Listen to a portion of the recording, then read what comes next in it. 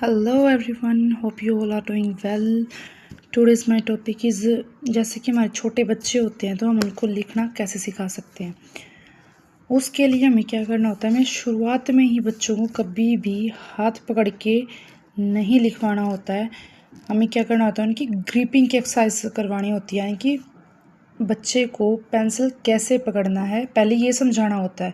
Starting में ही अगर हम उनको पेंसिल दे देंगे, उनका हाथ पकड़ के लिखवाना अगर शुरू कर देंगे तो वो उससे अच्छे से नहीं समझ पाएंगे। इसीलिए हमें क्या करना होता है, कुछ दिन जैसे पता होता है कि इस बच्चे को हम स्कूल भेजना स्टार्ट करेंगे, उससे पहले हम उनको पेंसिल उनके हाथ में देंगे और उन्हें एक रफ नोटबुक दे दें, जिससे वो क्या होगा, कुछ भी वो जो ड्रॉ करना चाहेंगे, लाइन वगैरह बनाना सीख जाएंगे।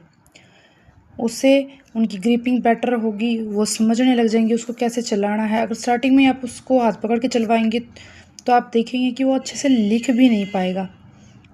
इसीलिए हमें क्या करना है, पहले उसको फ्री छोड़ देना है। उसके माइंड से जो भी वो मतलब लिख रहा है, जो भी चला रहा है, कोई भी फिगर आउट कर रहा है किसी चीज़ को, तो उसे करने दें ताकि उसको उसमें इंटरेस्ट बने, ताकि जब आप उसको आगे समझाएं, कुछ सिखाएं तो वो अच्छे से समझ पाए। उसके बाद हमें क्या करना होता है, बच्चे को आप कभी भी जैसे हम ऐसे अनार लिखना सिखा रहे हैं, ऐसे लिख के नहीं सिखाना चाहिए। Hello everyone, hope you all are doing well. Today's my topic is जैसे कि हमारे छोटे बच्चे होते हैं तो हम उनको लिखना कैसे सिखा सकते हैं।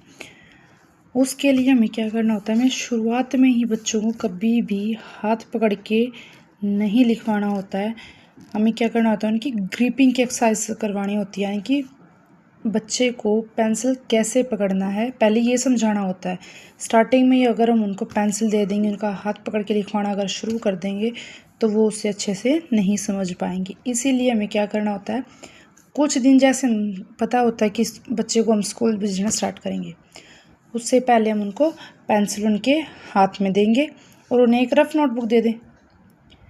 हमें कभी भी ऐसी गलती नहीं करनी है कि हम उसको डायरेक्ट, जैसे ये पहले हमारे टीचर्स करते भी थे कुछ जगह, कि उनको ऐसे अक्षर लिख के दे दिया और फिर हम कहें कि आप इसके ऊपर से ड्रॉ करें। ऐसा बिल्कुल भी ना करें।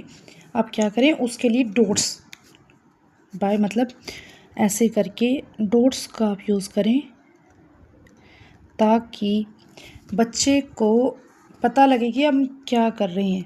उसका इंटरेस्ट भी बनेगा, इससे वो कुछ करने के लिए उत्साहित भी होगा। फिर आप उसको सिखाएंगे धीरे धीरे कि इन दो डॉट्स को ऐसे मिलाना है, फिर ऐसे ही मीन्स हम ऐसे बताएंगे कि इन डॉट्स को मिलाना ही आपका फर्स्ट ऑफ ऑल काम है, जिससे बच्चे का इंटरेस्ट